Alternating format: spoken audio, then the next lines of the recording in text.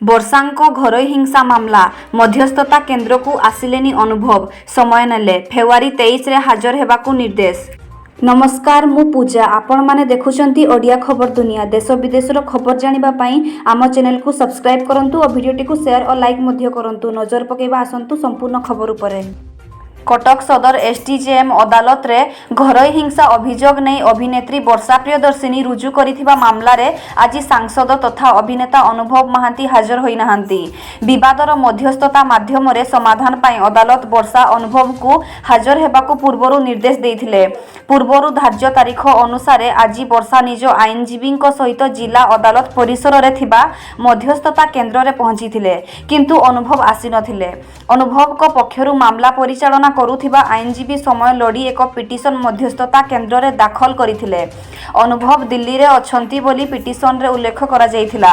ଫେବୃଆରୀ 23କୁ ମାମଲାର ଶୁଣାଣି ଧାର୍ଯ୍ୟ କରାଯାଇଥିବା ବେଳେ ଉଭୟଙ୍କୁ ସେ ଦିନ ମଧ୍ୟସ୍ଥତା କେନ୍ଦ୍ରରେ ହାଜର ହେବାକୁ ନିର୍ଦ୍ଦେଶ ଦିଆଯାଇଛି।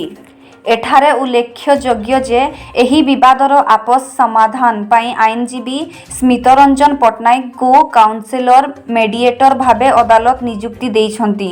ଘରୋଇ ହିଂସା ସମ୍ପର୍କିତ ଏହି ମାମଲାରେ ଉଭୟ ବର୍ଷା ଅନୁଭବ ମଧ୍ୟସ୍ଥତା କେନ୍ଦ୍ରରେ ହାଜର ହୋଇ ନିଜ ମତ ରଖିବା ପରେ କାଉନସିଲରଙ୍କ ପକ୍ଷରୁ ଏ ସମ୍ପର୍କିତ ରିପୋର୍ଟ ଅଦାଲତରେ ଦାଖଲ କରାଯିବ। ଘରୋଇ ହିଂସା ଅଭିଯୋଗ ନେଇ ବର୍ଷା ମାମଲା ଦାୟର କରିଥିଲେ। କେନ୍ଦ୍ରାପଡ଼ା ସାଂସଦ ତଥା ଅଭିନେତା ଅନୁଭବଙ୍କ ବିରୋଧରେ ପତ୍ନୀ ବର୍ଷା ବିଭିନ୍ନ ସଙ୍ଗୀନ ଅଭିଯୋଗ ଆଣିବା ସହିତ ଭରଣପୋଷଣ ଏବଂ କ୍ଷତିପୂରଣ ବାବଦକୁ 15 କୋଟିରୁ ଅଧିକ ଟଙ୍କା ଦାବି କରି କଟକ ଏସ୍ଡିଜେଏମ୍ ଅଦାଲତର ଦ୍ୱାରସ୍ଥ ହୋଇଛନ୍ତି। ଘରୋଇ ହିଂସାରୁ ମହିଳାଙ୍କ ସୁରକ୍ଷା ଆଇନ 2005 ଧାରା 12, 17, 18, 19, 20, 22 ଓ 23 ଅନୁଯାୟୀ ବର୍ଷା ଏହି ମାମଲା ରୁଜୁ କରିଛନ୍ତି। ଏହି ମାମଲାରେ ଗତ ଅକ୍ଟୋବର 12ରେ ଅଦାଲତ ଅନୁଭବଙ୍କୁ ଜବାବ ରଖିବାକୁ ନୋଟିସ୍ କରିଥିଲେ।